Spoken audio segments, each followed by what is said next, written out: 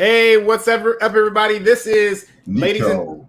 and Irvin, and this is Shining Spotlight, the stream where we highlight creatives in the industry in order to inspire you guys.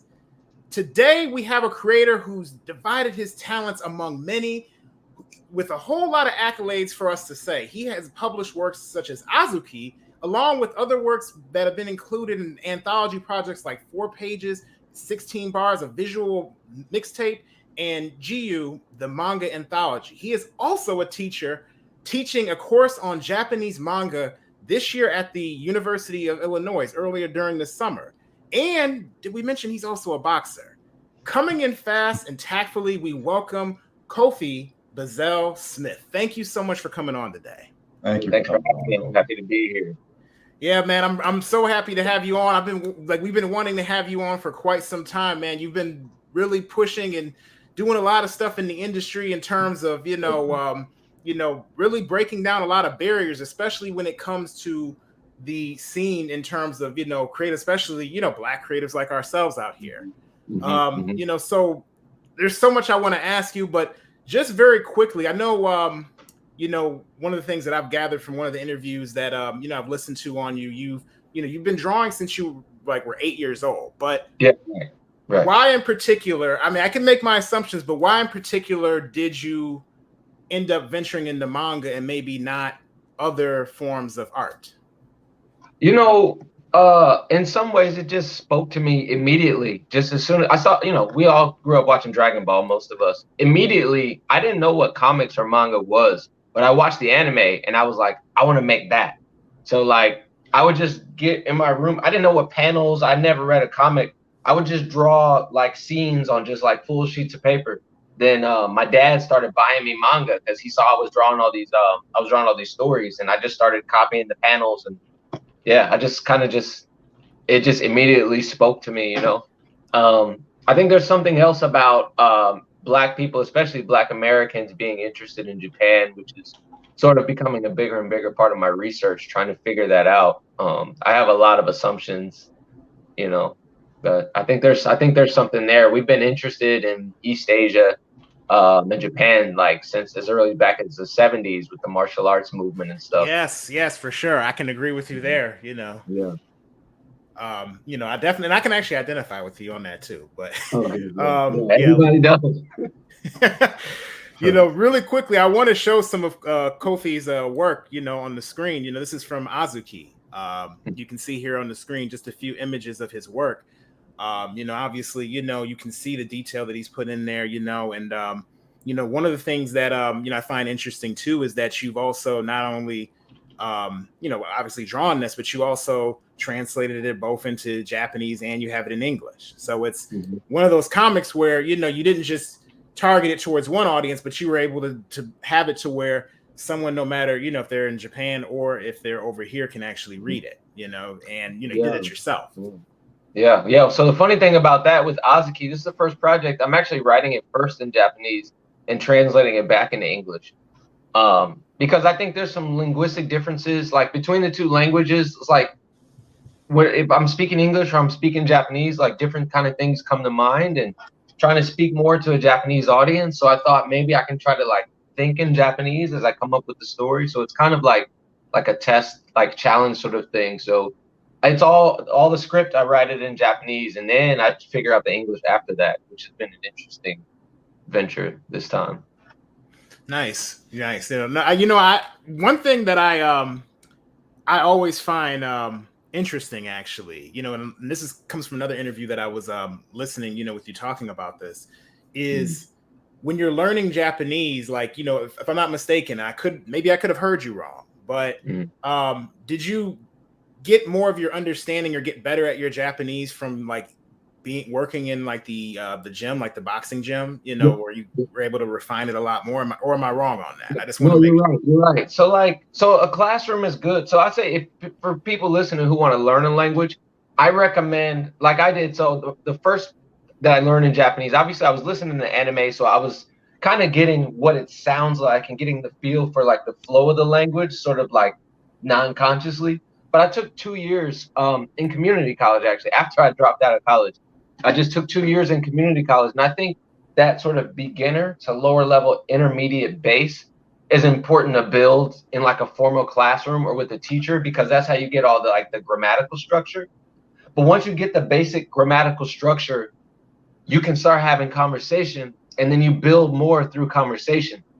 And you don't get natural conversation in the classroom because that's not how people really talk. So actually going to Japan and training in boxing gyms where people talk like normal people talk is where I sort of moved from like intermediate to advanced, just talking to people, being, they call it immersion. Yep. So what skill level do you think that someone can use the technique of immersion to be able to improve their Japanese? If you get where I'm trying to go with that, you know. So Japanese ability, it's divided into 5 levels. So N5 is the lowest, which is like beginner, then N4, N3, N2, and N1. So N2 is like N3 is like pretty high up. N2 is advanced. Like with N2, you can actually get a job and work in Japan. N1, you would just need N1 to like work in the government or something like that. I'm actually not N1 yet. I'm about N2, somewhere between N2 and N1. And there's a big gap between those two. So there's still a long way to go. But I would say when you can start having like very casual conversations would be as early as N4.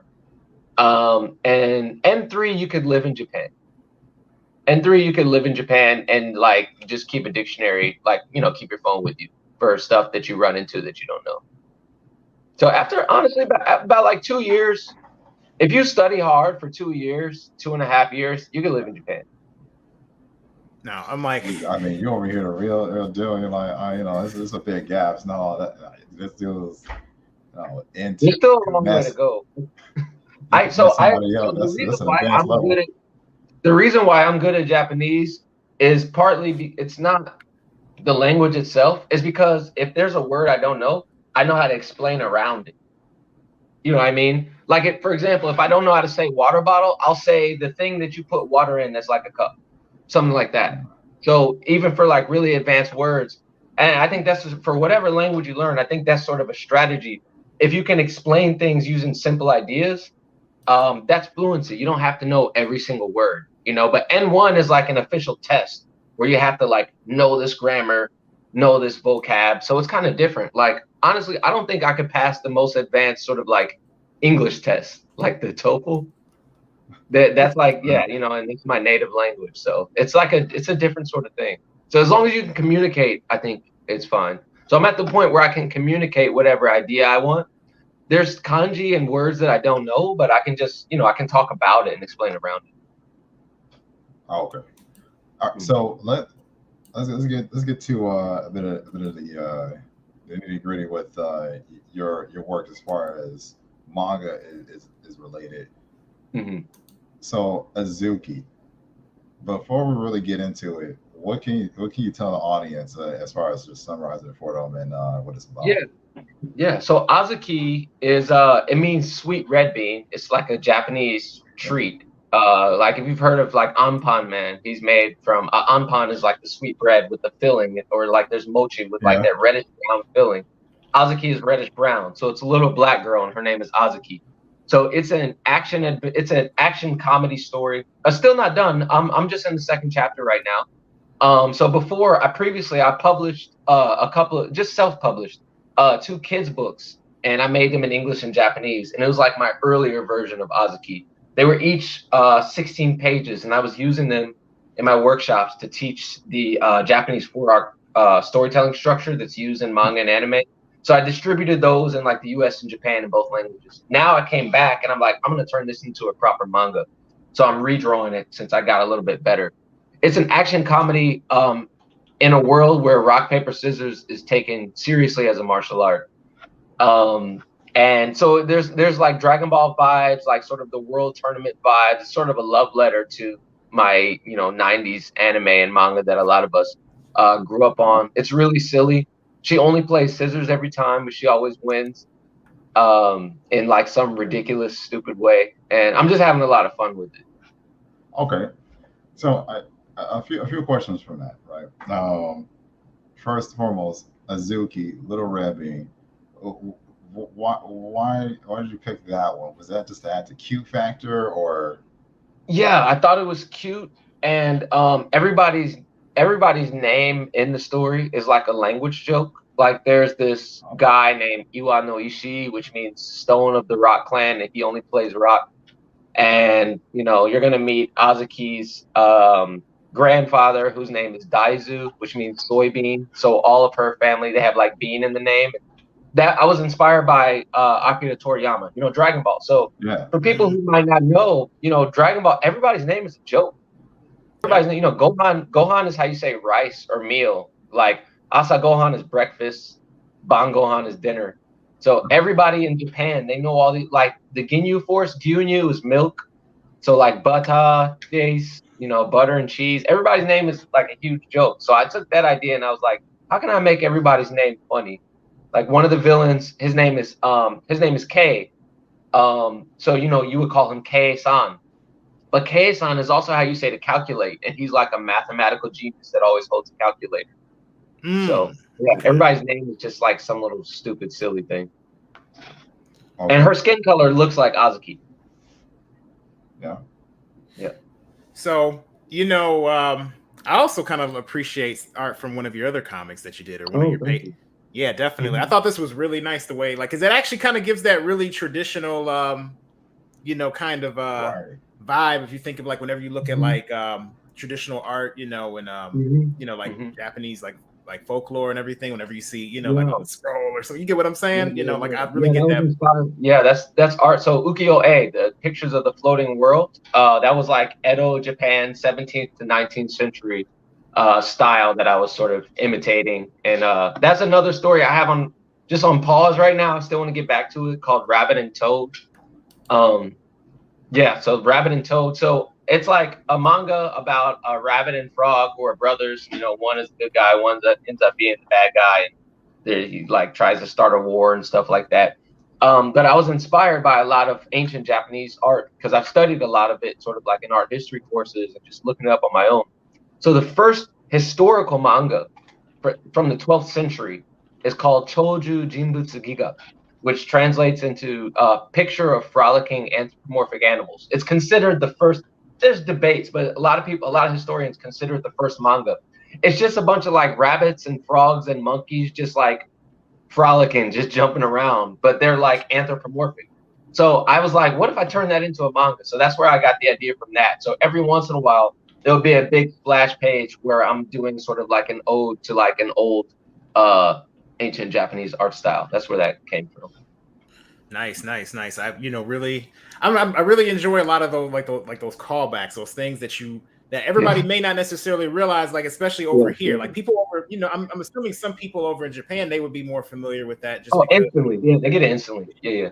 But over here it's like, like a lot of us, like, we only know a lot of the modern stuff. So it's, it's almost like in a way you're kind of introducing a lot of that over here to us. You're able to give more of an explanation to where, maybe over there, since it's already common knowledge, there may not be necessarily the need to explain it, to everybody in the West. You get what I mean?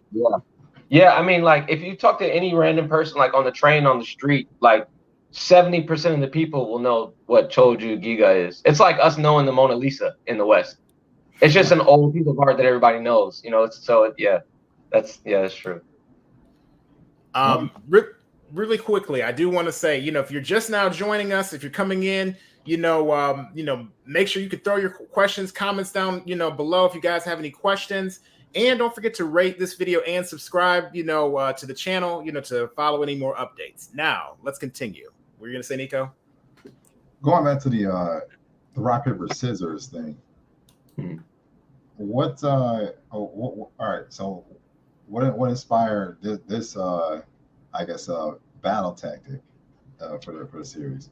Yeah, it was kind of random. It just came to me. Like it was at first, I was just gonna do like a little tiny, like I'd made like a little 4-panel manga so there's this traditional 4-arc structure that goes intro, development, twist, conclusion. It's called Kisho Tenketsu. And it's sort of like the backbone of manga storytelling. So I made a little short 4-panel manga where it looked like people were going to battle. And then the twist was they just were playing rock, paper, scissors. And I was like, what if I turn this into a story? And it sort of developed from there. Now, rock, paper, scissors is very famous all around the world, but it's actually a Japanese game.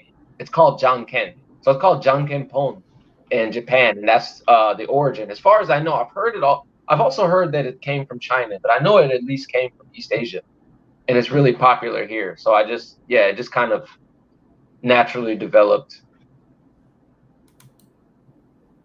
And it's actually, so it looks like an action comic, but they literally only just play rock, paper, scissors. That's kind of the joke. Okay.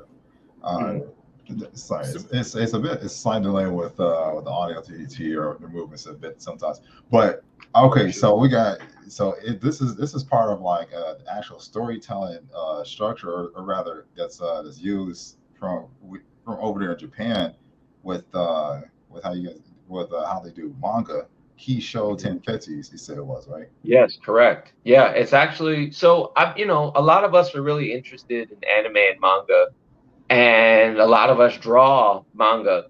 And so the first time I went to Japan was 5 years ago. I went to Fukuoka, and I took a class on manga storytelling. And I learned that up until this point, I was kind of drawing, manga is not just big eyes and pointy chins. There's a very specific structure. There's manga vocational schools, just like we can learn construction and trade and stuff like that. They have manga trade schools here, and you learn all about Kisho Tenketsu and a lot of the sort of idiosyncratic elements of manga, and that's sort of the core plot storytelling structure, which goes intro, development, twist, and conclusion. Now, the twist is the most important part, and the entire story anchors around sort of all of these twists. Now, this can happen page by page. It happens throughout a chapter. It happens throughout a book, and like throughout the arc of a story. You keep seeing these constant twists, and the entire story is built around that. That's what I learned. Yeah, Rocky, the creator of JoJo, I think he has a book that touches on called How to, I think it's like a How to Create Manga. I might be, butchering the name, but yeah, I believe there's a book where he touches. Yeah. Yes. Mm-hmm. Mm-hmm. Yeah, I haven't read the whole thing, but he goes into a lot of detail. Yeah, but apparently, if you take like I remember in like 7th grade, I took a language arts course, and we learned that stories are intro, conflict, resolution. Then there's like the rise, and then sort of like the denouement after the rising action, and then like the climax. It's just a different structure. So Kisho Tenketsu comes from ancient Chinese poetry. So it's the Eastern storytelling structure. So they learn this in school. It's not just manga. It's just a different structure. Wow. Okay. So kind of going back to, I'm kind of curious when you first learned of the Kisho Tenketsu. What was it like when you're? I'm assuming this was when you did the 4-page panel. Is when you learned that, or? Yeah. Okay. So there's something called Yonkoma manga, which is 4-panel manga. Koma means panel, and so people who are sort of aspiring to be professional mangaka in Japan, one of the ways that they learn, the homework that they get in these vocational schools, it's the homework that I got when I took this manga storytelling course. You have to make 4-panel manga, which is perfect for the structure because intro, development, twist, conclusion. So it's an entire story in just 4 pictures. And the third picture is always the twist. They're usually gag manga. They're usually jokes. And then you sort of graduate to doing, well, the way I did it, I started doing 1-page manga, then 2-page manga, then 4-page. And then I released my first set of kids books, which was Azuki, which were 16 pages. So it was divided into 4 blocks of Kisho Tenketsu. And like the entire third block was the twist. I was kind of designing it mathematically. But now I'm trying to do it. What I've learned is like, there's this rigid structure, but then once you sort of like get it in your brain, like Japanese artists, it just comes out fluidly. So you don't got to be like really tied to it. So then, okay, what was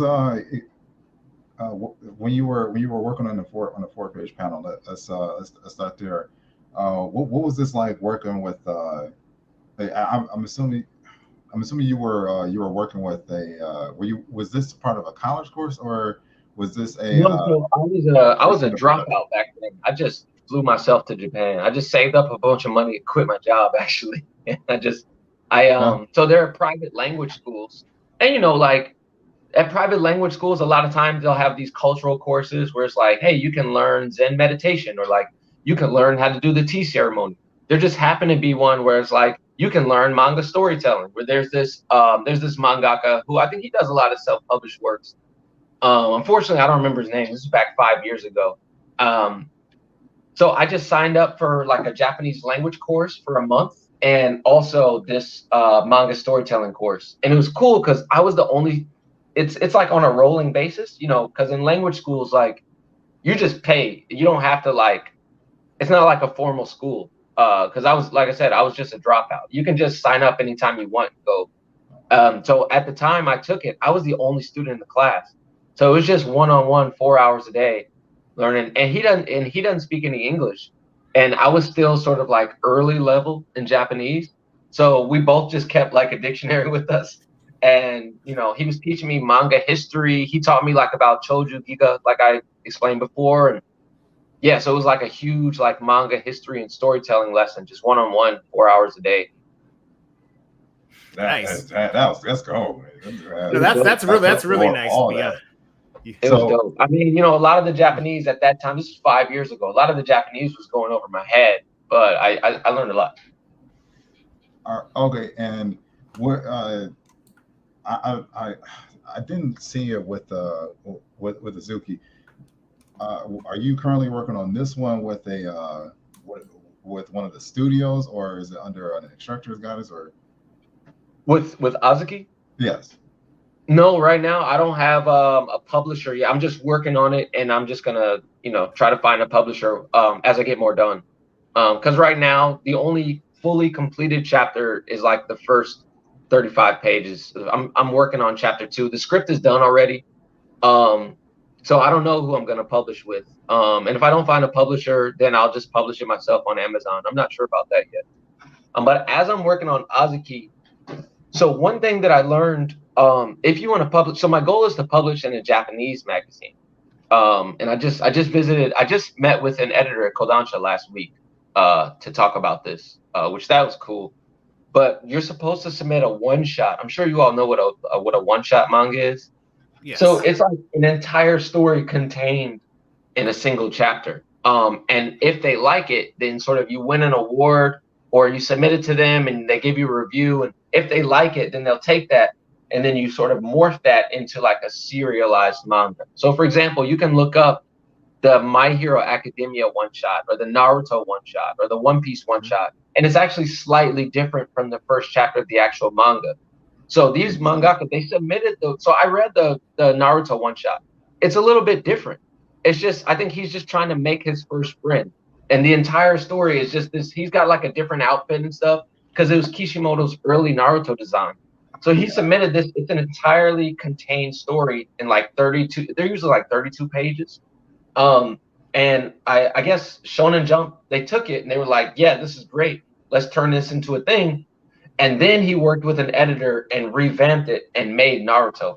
So the way that I designed Azaki, the first chapter, it's not a contained story. It keeps going. So this isn't something that I could submit to a publisher because it's not a one shot. I already have an idea in mind of like where I wanted the story to go, just because I wanted to hurry up and get a book done instead of waiting. But on the side, as I'm working on this, I'm developing some one shots to submit to publishers, which as I'm creating one shots, I'm sort of getting better. I don't think I'm at the level where I can work in the professional manga industry in Japan yet. But I'm working with I have a mentor right now who's a professional mangaka who he brought me to Japan, and I'm working with him on some stuff. And I'm making one shots, and he'll look over them and give me, so feedback. Yeah, eventually the plan is to publish in Japan, but in the meantime, as I'm working on that, I want to just make something myself. So Azuki, I might just self-publish, because I want to have a book, Okay. If I can find a publisher, that'd be great.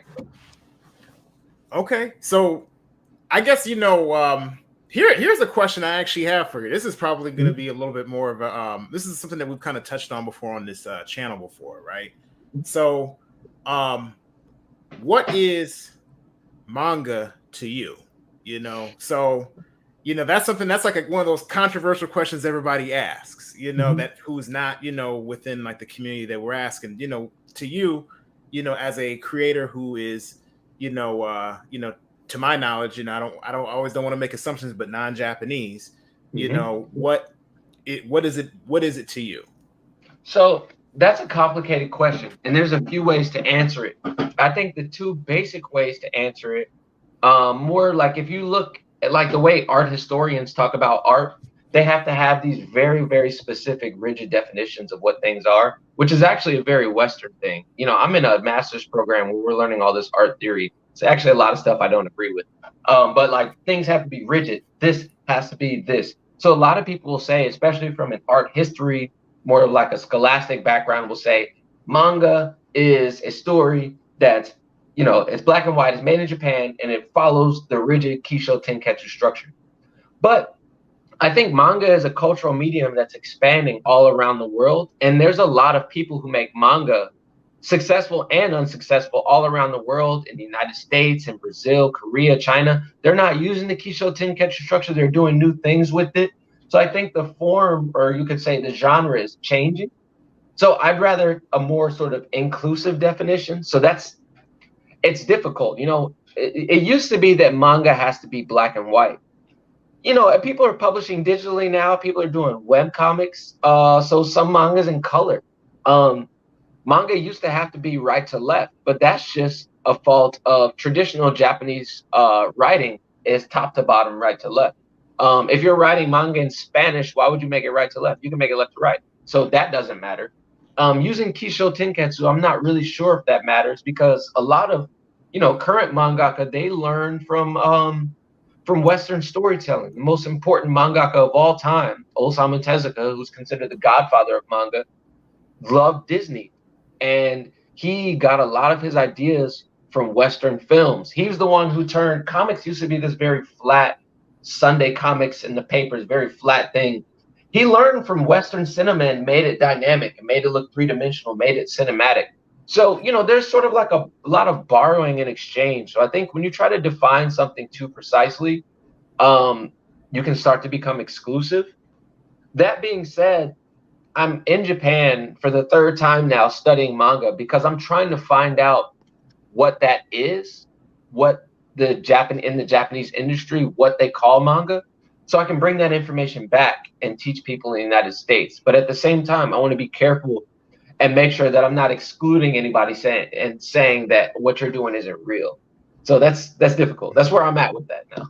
Being culturally respect. Really quick, I just want to really plug really quick. We actually are going to be releasing this later on this week, a video about Osamu Tezuka. I just want folks out there to know, since you mentioned, Osamu Tezuka. So be on the lookout for that. But anyway, continue. What were you going to say?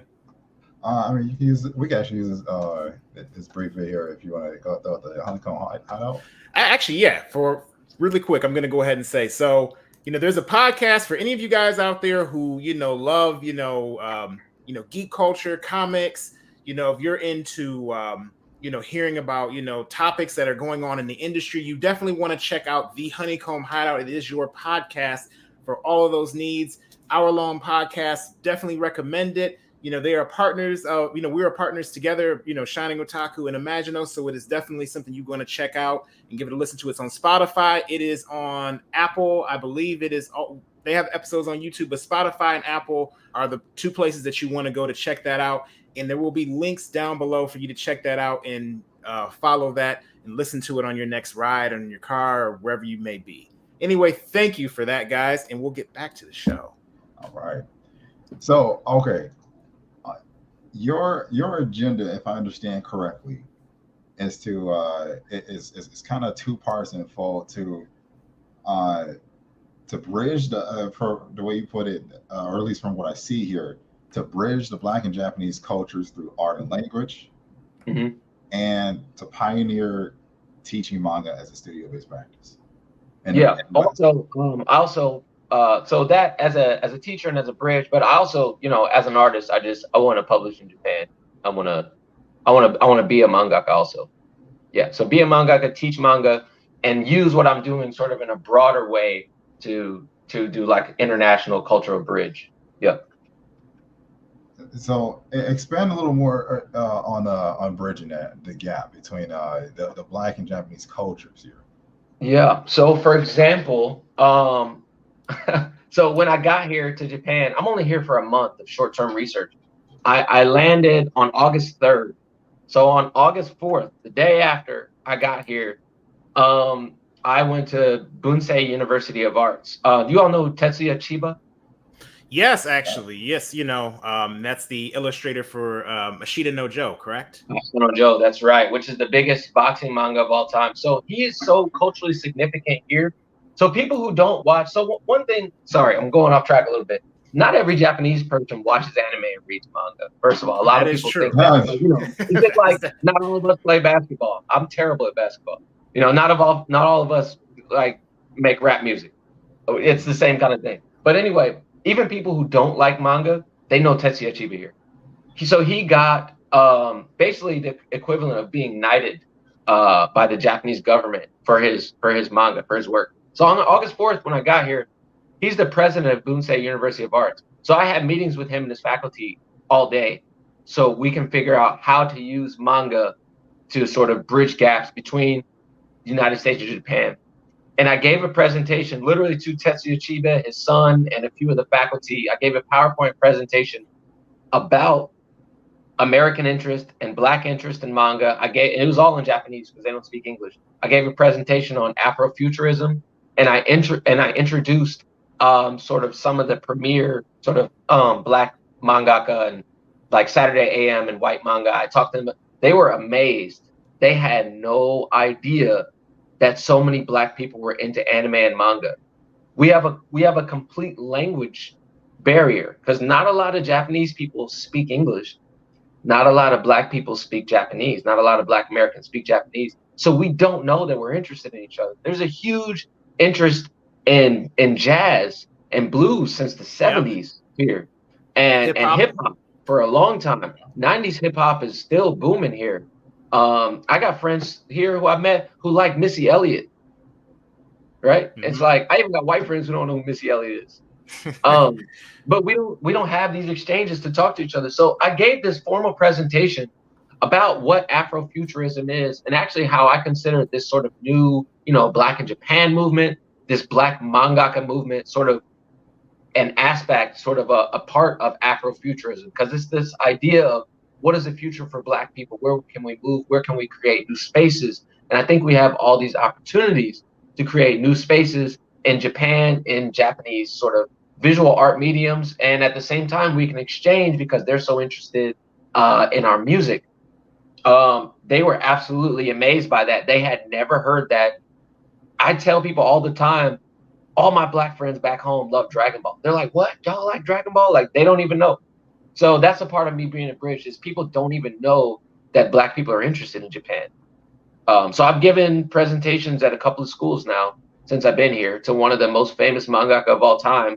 And more concretely, since I'm a graduate student at the University of Illinois, I sort of got the blessing from my school. I have a meeting when I go back, but I'm working on actually making a formal partnership between Bunsei University of Arts and the University of Illinois.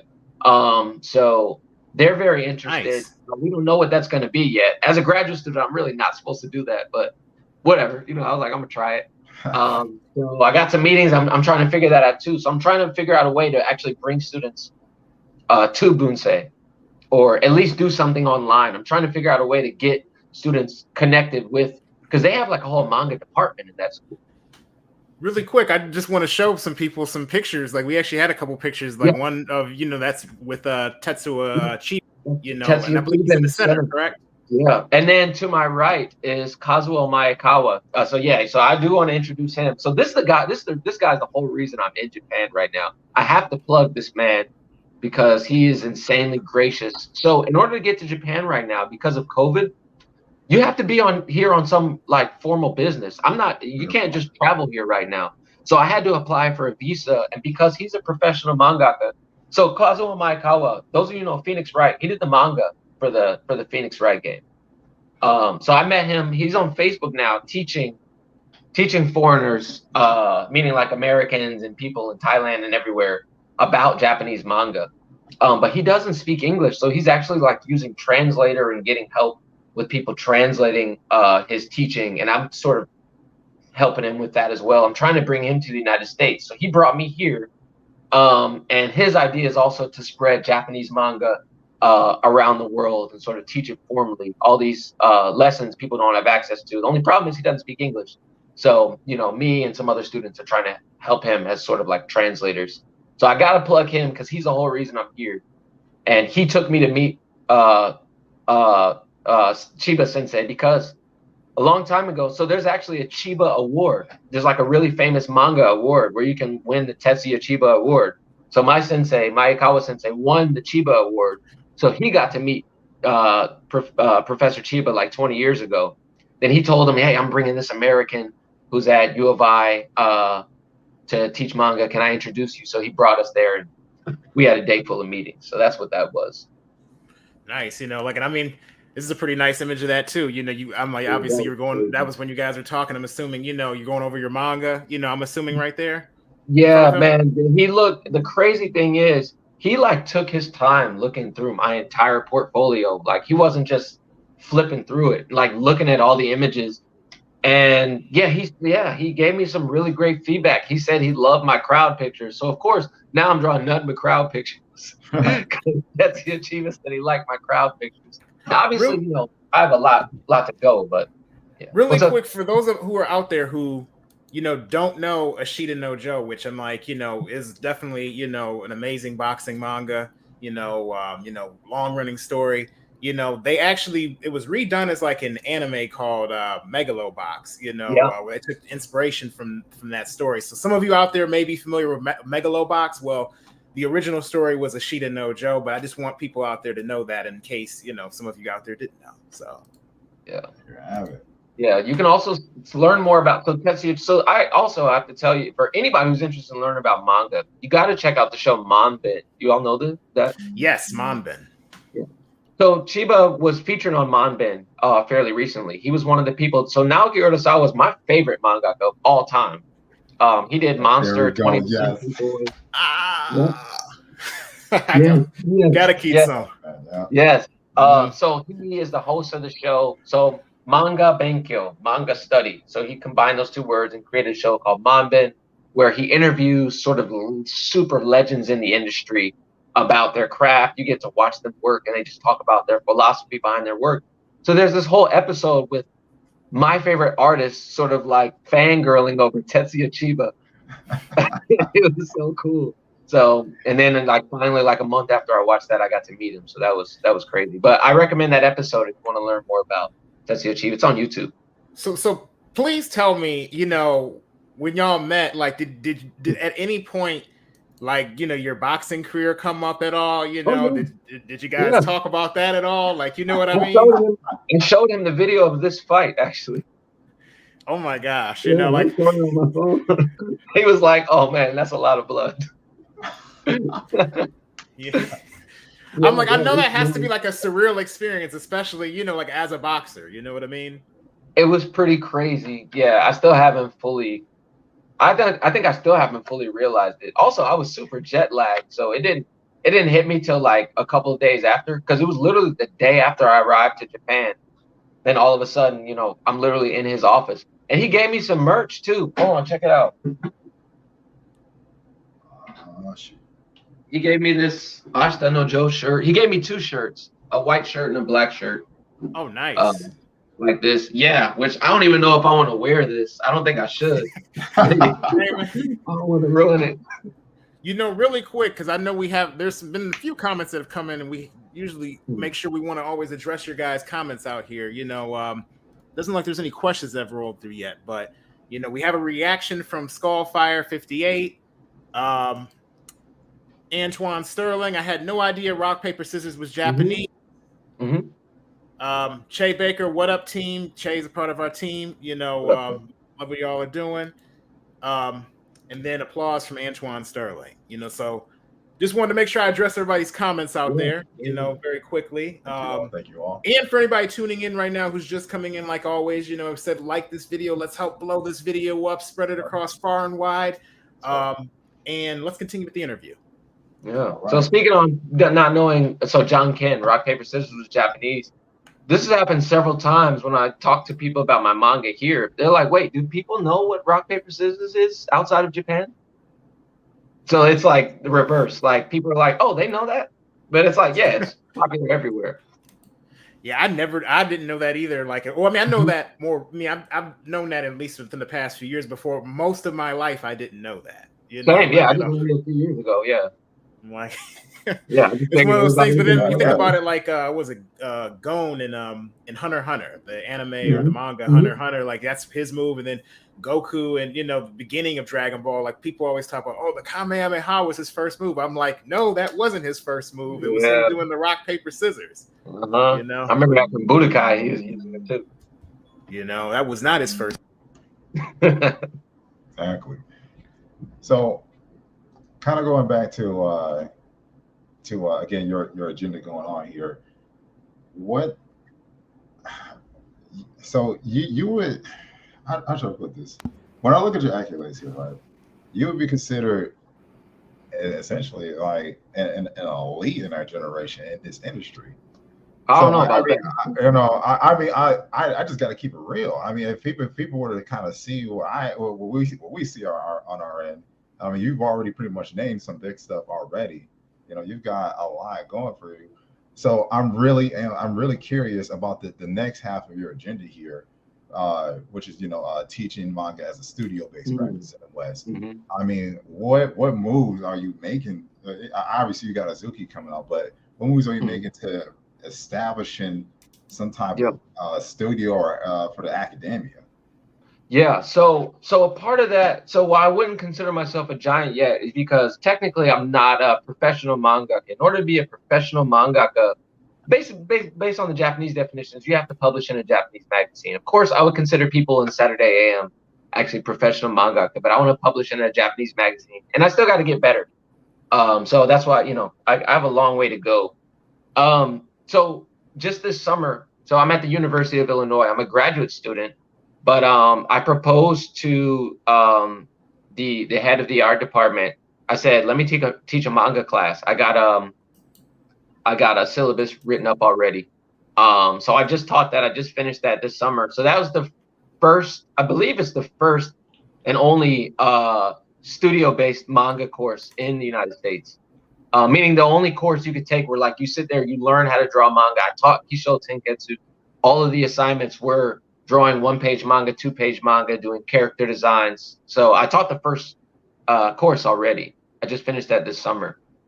So I want to keep continuing like learning, like what I'm doing here. I'm on research, getting all this information, not just being a bridge, but also like I'm learning from some mangaka. You know, I met with a publisher at Kodansha who gave me some feedback on my work and told me like what I need to do and what it's like to be a professional mangaka. I'm gonna meet with him again this week and sort of want to take all this information back and keep teaching manga. And I'd like to like start a program somewhere at whatever university wants to hire me. My goal is to be a professor because I think as an artist, that's the easiest way to make money. It's like there's a guaranteed salary. And then sort of if you work at a research institution, I've learned this from a mentor of mine. Part of your work is teach, so you get paid to teach, you teach classes, and then your research is whatever the art you're making. So my research would just be drawing manga, and then I'd be teaching. So that's the goal. I want to start a manga program at some university in the United States. Any university you're considering as like your top pick? You know, the one you want. You know, I'm not sure. I'm not sure. There's quite a few. I know there's some schools that already have comic programs, which that would probably be the easiest to sort of like rip off because they already have an established comic program, like CCA, California College of the Arts, which I visited them a few years ago. I know some of the faculty there. SCAD will be cool, but you know, the Savannah College of Art and Design. Only thing I don't like about SCAD is they don't fund their students, and I don't believe in graduate students paying for school. So I wouldn't feel comfortable working at a place that like makes their students pay a bunch of money. So I'd probably prefer like a public university that cares about their students, even though I think it's an amazing place with all these industry professionals. But, you know, I care about students and getting scholarships and stuff. So probably a public university. I want to get out of Illinois. So not University of Illinois, even though I love my school. Somewhere in a big city. I don't know. University of Texas, Austin, I'm looking at. I could teach in Japan too, and maybe do like a teach online and in person sort of thing. I'm open, man. I don't know. Yeah, I mean, it's funny you mentioned Austin. I mean, for those that don't know, surprisingly, you know, because I didn't know this either until recent years that Austin, Texas is like, you know, there's mad fans of manga over there, manga and anime in general. You know, especially with the expos that go on over there. So, I mean, wow, what's next for you as far as actually no, I'm actually curious now. Then, what are your thoughts? I mean, you kind of touched on this already with your agenda and as far as trying to bridge the gap here. But you know, if you could more specifically expand on what are your thoughts as far as where the OEL community, the original English language manga community, as it's termed, what are your thoughts on this current status, this current situation? You know, I don't know enough about it because I'm not in it. I think it's unfortunate that people sort of look down on manga that's not from Japan, because it being in a specific language isn't sort of the deciding factor. One thing that I've learned, and I want to be careful here because I don't want to like disrespect anybody, but one thing that I've learned is that manga has a lot more of an expansive definition than I think we allow in our own works. Most of the English language manga that I see, it's just shonen. It's just action shonen. And you know what? It's funny because I'm drawing Azuki right now, and it's so obviously inspired by Dragon Ball and the things they regrew up. But I'm kind of making fun of that genre. But I'm still doing the same thing that I'm sort of talking about right now. I would like to see people do something other than action, adventure, fighting, because manga can be anything. And I think we get stuck on that stereotype. Like, we think manga is only shonen, but over here, shonen is just like obviously it's very popular, but it's just a small subset of what manga is. It's like saying movies are just Hollywood, or movies are just like Western movies are just action. That's, you know, it's just not the case. So I'd like to see different stuff, I guess. Yeah, that makes sense. I mean, obviously in Hollywood, I mean, yeah, you got action movies that kind of spearhead a lot of stuff, but I mean, you got your romance dramas, comedy, and you name it. So yeah, that makes sense that you know, over there as far as manga as a craft, I mean, you see stories that go into just a relationship between two particular characters. Anything. It could be anything. A moment in time at the bar. One of my favorite one-shot manga by Hagio Moto, who she was sort of a founder in the shoujo genre. A lot of really great works, but she just did a one-shot called Hanshin, which means half god, which is a very short story. It's about these two girls that were what's the twins that are sort of, they're born is it Siamese twins? Oh, are you talking about conjoined twins? Yeah, they're conjoined twins. Yeah. It's about two girls that are conjoined twins, and one everybody loves and one is kind of sickly and nobody loves, and then they get separated. It's just, yeah, it's very sort of like slice of life family, but it's got that interesting twist. And there's no supernatural, there's no fighting, there's no magic. It's just a very sort of like emotional story about these two conjoined twins that get separated and how like the love from their family is different. And it's a dope story. I like stories that like touch on like, you know, things that feel, you know, or that are basically in essence real, you know what I mean? You know, and just like expanding on that. You know, we always just do the, like over here, you're right. Like, and I think that's probably why like when you think about a lot of the stories that come over here, especially, during like, for example, like our childhood, Yeah. a lot of those stories were a lot of the shonen stories. So maybe that's why we're most receptive to that, because that was That's what exactly introduced why, us. But I really wonder what it would take for, people to see something more in stories, some of the other stories that you might see in, even like in Japanese culture that maybe people don't know about, even some of the more folklore stories that aren't super supernatural, but are like what you just said. Well, I think that's a two-part question. So one, well, the main thing, I think more access to an understanding of Japanese society and culture and language. It's funny, in all the, I do like East Asian studies programs. So most of my friends, I got friends from all over, all different colors. Most of my friends that like Japan are Black. That's just a fact. But when I'm in a Japanese classroom or a Japanese history or sort of Japanese art, like Asian art history, everybody's white or Asian. I'm always the only Black person in those classes. So for some reason, we're not majoring in it. But even the people who are in other majors, other Black folks that go to the same school, they're into the same stuff as me, but they're not majoring in that. So I don't know what that is, but it would be nice to see us sort of formally learning more of this stuff. But also, like, in art education in the West, it's just white art. That's what they don't tell you. It's white art history. So you just learn Italy, France, and stuff like that. So we automatically, all of us, even us here in this conversation, we're more attuned to like Michelangelo and stuff like that. I say that and you can instantly recall an image, even if you've never studied art history, if you've never taken a course. We're not as attuned to sort of the background and the backdrop, the Japanese art history, even though we're so interested in it. So I think like education, even at an early level, should be more expansive and not so like conquesty and Western, So I think just more access will create that. Okay. So I gotta ask then, because we are near the end of the show, so we do have to get some of our more popular questions. This may be a bit. Well, let's roll with it. Do you have anybody you would consider a competitive rival? Rival, da. No, I'm kidding.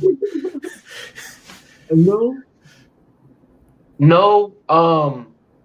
There's a lot of artists that I look up to, and it's like, man, I wish I could draw like them.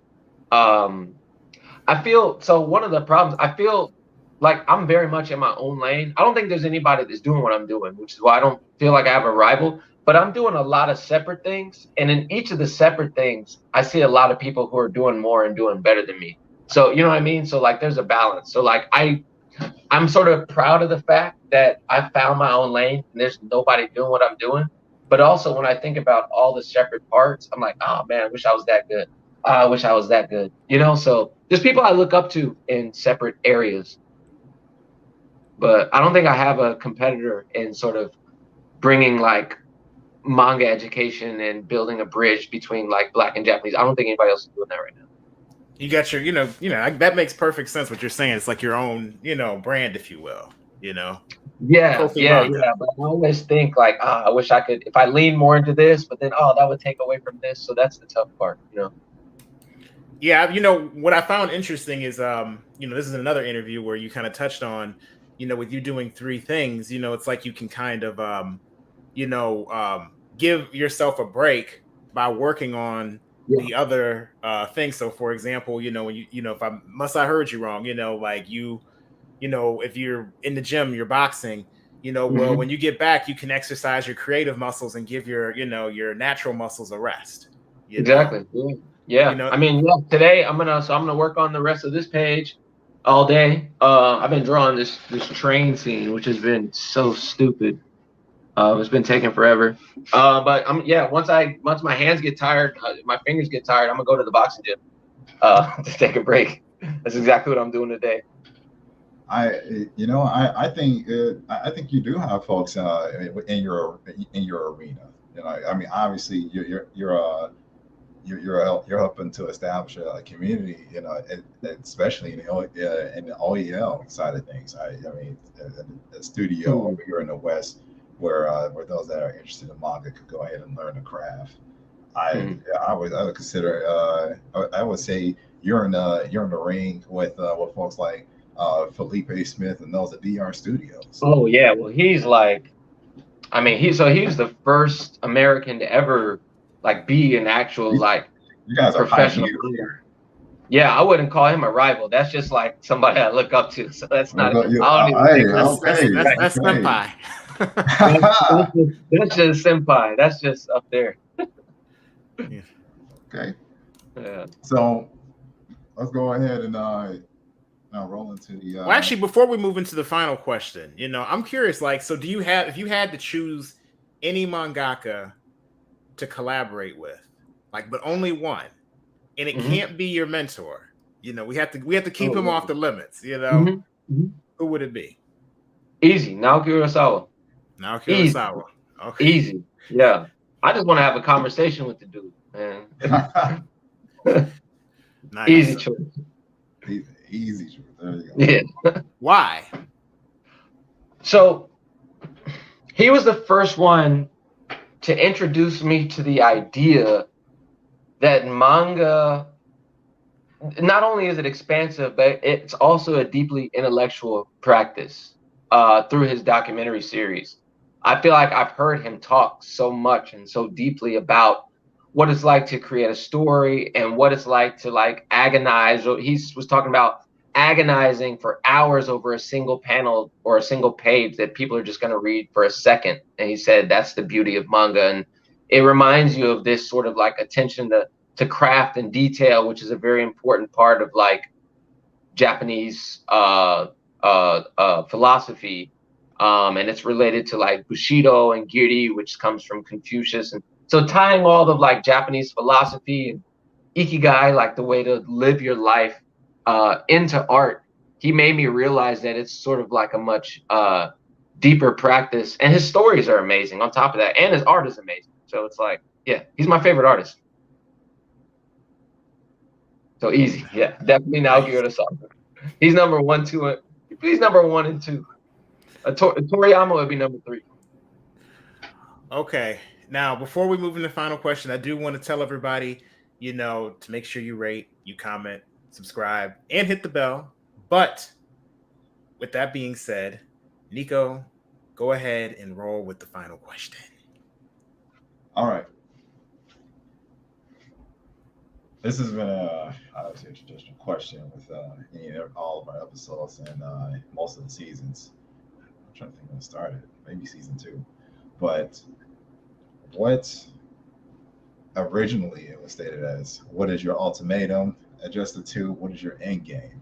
Where do you see all of this going? Obviously, we know what your agenda is, but to what end? To what end? To what end? The end is difficult because I feel like once you pick a goal, you can always shoot higher. So I recently changed that. Before my end was like, I'm going to be a professor, but like I'm like 2-3 years away from that now. Like I'm just going to be a professor now. So that's not like this lofty goal anymore. One of the ends is like, I'm going to be a professional mangaka, but then like once I like publish and serialize, like what am I going to do after that? So I just developed a new one. So I not just want to, but I'm going to be most likely, I want to be like the director of like a major sort of like international institution. I don't know if I'm going to build it or if I'm going to take one over. I got my eye on a couple, like U.S. Japan Bridging Foundation, something like that. I'd like to be sort of like in the head seat of one of those institutions. Now I'm looking sort of beyond being a professor. So I think that's my current end goal. It might change, but professional artist, professional boxer, and then heading like some kind of international organization. Nice. You got to always set one other goal. And then when you do that, then you're going to be like, what else? I don't know what's next. Yeah, I don't know. I'm thinking about going to another language maybe, because I'm interested and French comics and bande dessinée and sort of, because comics are big in French, so I might learn French and go do that for a while too. I don't know. We'll see. Nice. Shoot. Before we, get ready to close out, a few things I want to hear. Like, do you have any, aside from what you've mentioned, do you have like any upcoming projects or anything that we need to be on the lookout for? Like, you're like, this is what you guys need to check out. This is what I got coming. I have 2 exhibitions up in the United States right now, which was crazy because like other people hung up my work for me. And I got 2 more exhibitions coming up. 3 of them are going to be in Champaign, Illinois, which is where I'm located, where my university is. And one of them is at some university in Kentucky. I posted, I don't even remember where it is, but they're hanging up my work in some gallery in Kentucky. How long? How long is it going to be there? I think it's going to be for like a couple months. Okay. I think until October. I have to check back. It's posted on my Instagram, which is at Kofi.manga. It's easy. KOFI.MANGA. That's in the link down below too. You can check that right now. Yeah, that's on my Facebook and my Instagram. So I got 4 exhibitions coming up. 2 are up now. I'm giving a talk on September 22nd at one of my exhibitions at the YMCA, which is obviously, I like to make my events free. They're open for the community.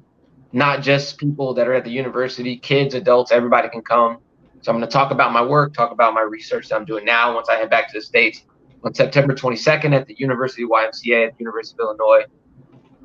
Then from September 26th to October 1st, a couple weeks after I get back, I'm headed to a university in Vermont to do a week-long residency where I'm going to talk about my work with students in the Japanese program and stuff.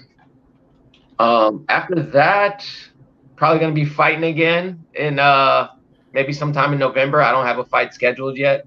That's all I got for now. I'm about to sort of put my nose to the grind and just work for these next couple of semesters. I'm in graduate school. I'm going to try to knock out the first Azaki book and keep getting these one-shots. And I'm just trying to figure out how to go pro as a mangaka. That's what I got on the horizon right now. Man, I'm honestly like I'm really happy that you came on today. Like, your journey, man, is very inspiring, and I'm really hoping that everyone out here is, inspired by it's like me. I've been following what you've been doing for a minute, man, and it's good to see, another, young brother, like the rest of us out here, pushing and, breaking down these barriers, putting out your work, and doing more than just a few things, you're pushing it down in academia, you're pushing it down, artistically, and, even on the boxing tip. So you've got all these different options. And that's what a lot of people out there, I think a lot of you guys out there listening, you really need to, look at that, expand your options too, Don't do it, man. Lean into the things that you like. Cause instead of just, for a while you do the thing you like on the side as you're making money, but you can turn the thing, most likely you can turn the thing that you like into a job somehow. I think you should lean into the things that you like. I don't think your goal should be, I'm going to pick this because this is going to give me the most money. Make it easy on yourself, I think. Well, thank you so much, Kofi, for coming on today. Before we close out, one last thing, any of you guys watching, hang on just for a quick hot second before we close out.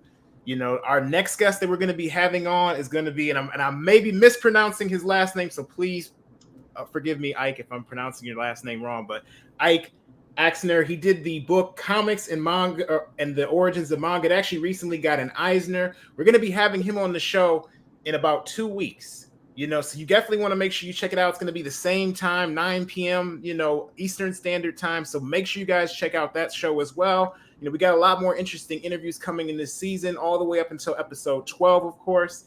And then also, very quickly, make sure you check out any of our updates for Killbox, which is our hip-hop battle manga or battle rap project that we have coming out, through Shining Otaku.